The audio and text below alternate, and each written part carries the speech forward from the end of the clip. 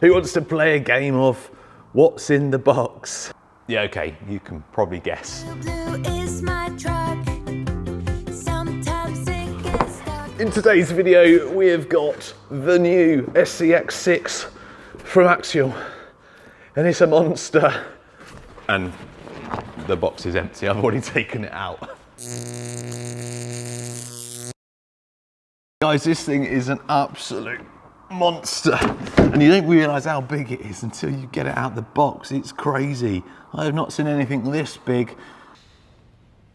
We won't go there. Anyway, this is a new SCX6. Loads of people have been asking me to get one of these, and I keep saying it's probably not something I'll get.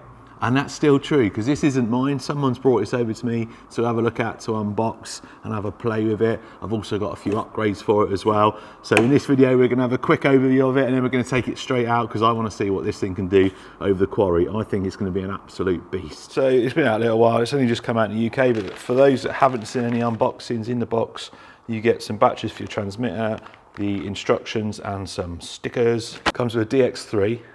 Little thumb wheel there for one-handed steering, nice little touch. But yeah, so your Spectrum DX3 transmitter. I don't know if you can just see the sheer size of it on this video. There is an SCX24. What a monster. In fact, that'll pretty much sit underneath it. And there's a TRX4. The TRX4 looks tiny, doesn't it?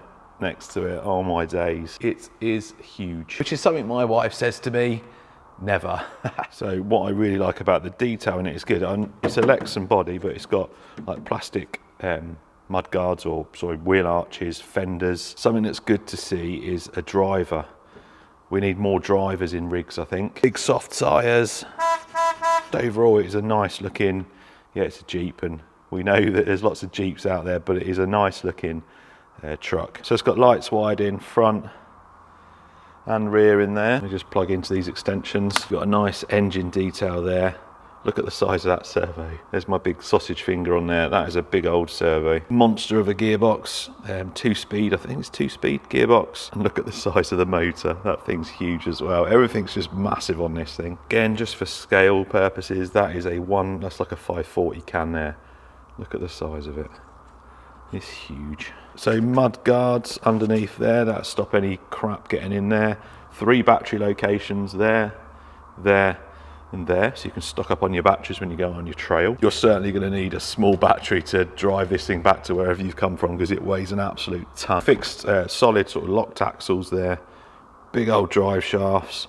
Massive links. Again, there's my sausage fingers to show you the size of that link. It's huge. So 4 link at the back, 3 link at the front with a panhard bar. The front diff is offset and the rear is central. I guess that's scale. That's how they are, I presume. And some really nice big old adjustable alloy shocks there. All in all, it's an absolute monster, and I think we should just get a battery charged and take it out and give it a run. So next video, I've got all this trill stuff to do. So look out for that. There's links in the description where you can get one of these. There's also some links in the description where you can get your trill stuff. Right, let's go and give it a run. I usually carry my stuff to where I'm going, but today we're gonna have to walk because this thing is way too heavy to carry. Up and down, make a sound. We go left, we go right, both hands to the sky. Right then, let's give this thing a go. It's so big, I don't even know whether I can get it in frame properly. I'm gonna have to stand like miles away from it just to make sure it's in frame. So this is in low speed, it's got 2-speed gearbox. This is low gear, we'll put it in high gear in a bit, but I can't imagine there's gonna be much that's gonna stop this at the moment, but let's go up this hill here, make our way over to the rocks. I forgot my wellies today.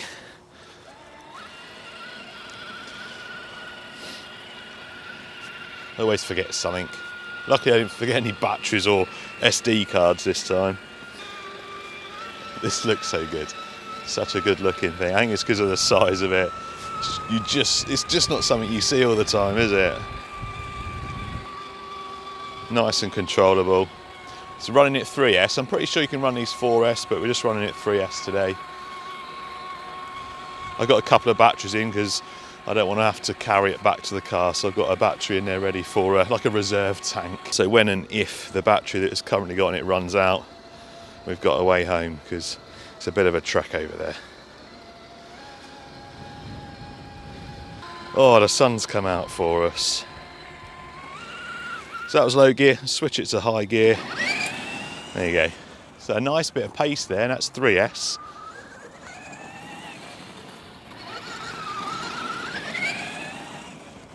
The gearbox on this looks really beefy, as you've seen on the when we had a look at it. It's a big old gearbox in there, metal gears.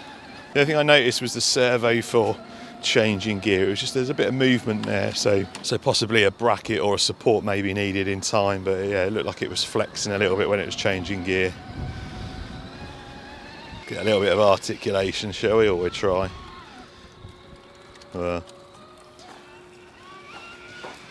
Maybe a bit further down here.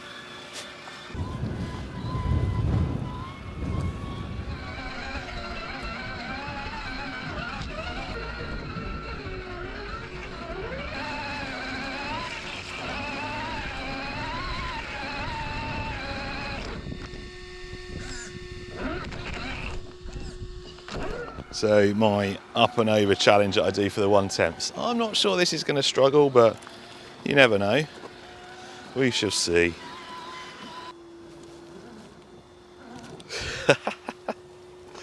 That servo's me. It's moving that rock. It was pushing that rock over when I was turning. So if it can't crawl over it, it's just going to push it out of the way, I guess.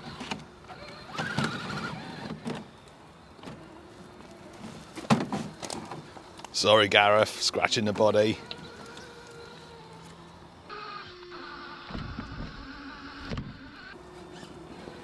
Oh, poor line for me. There we go. Come on. There's only a couple of my 1/10s that I've got up here. One of them is the Capra. I think the Geo's got up here. I think the TRX4 just about did, or the TRX4 might have had to go the easier route. I can't remember, but anyway, it's pretty technical or tricky to get up here because of the loose rocks, but obviously size matters in this case.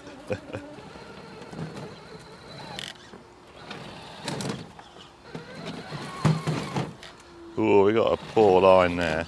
So turning is not great. I mean, there's plenty, well, the angle could be better, I'd say. I think I'm going to have to do a bit of a 3-point turn here. Oh, come on, you big behemoth. So size isn't everything. It doesn't matter how big things are. There's always limits. Right. Well, now we got past that bit. This should be easy sailing now, he says. Bit of speed. There we go. So not actually as easy as I thought it was going to be. Some big old gnarly rocks there, but you've still got to get the right line. Oh, this is really steep up here. I don't want it to roll too much. Just go nice and gentle. I'm not going to go I usually go all the way out there with the 1/10s, but yeah, we're going to slip nice and gentle.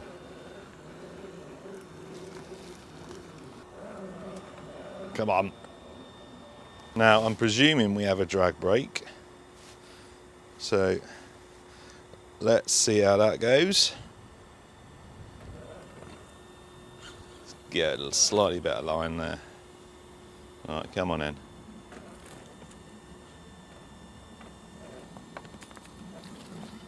Yeah.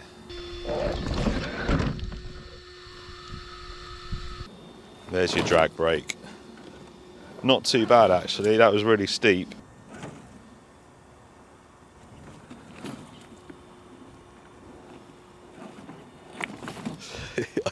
It's just pushing rocks out of the way. It's a monster. Absolute monster.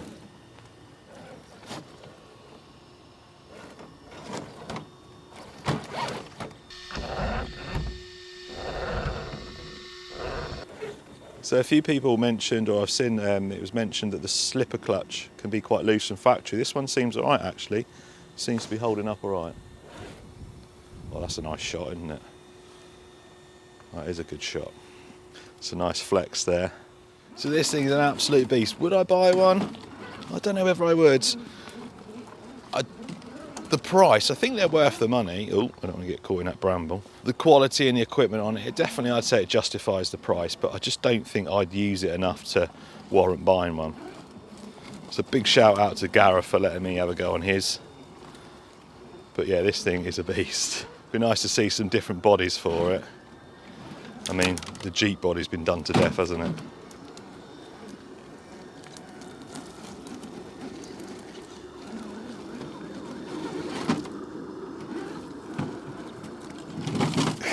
It just piles through everything.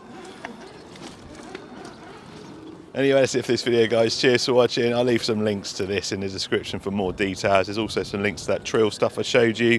I'll be fitting that very soon. It's going to make this thing even more expensive and probably a little bit more capable, although it's not struggling that much, is it, really? He says.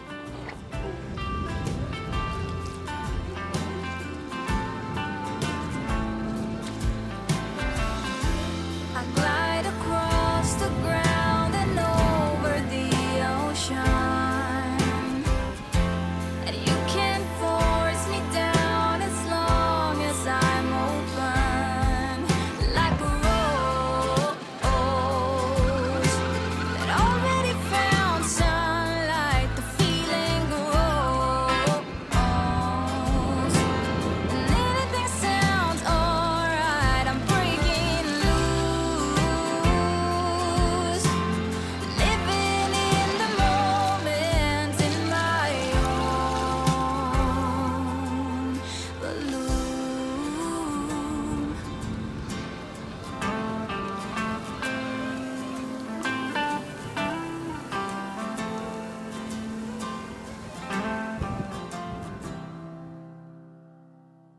Fill it up, bottles up,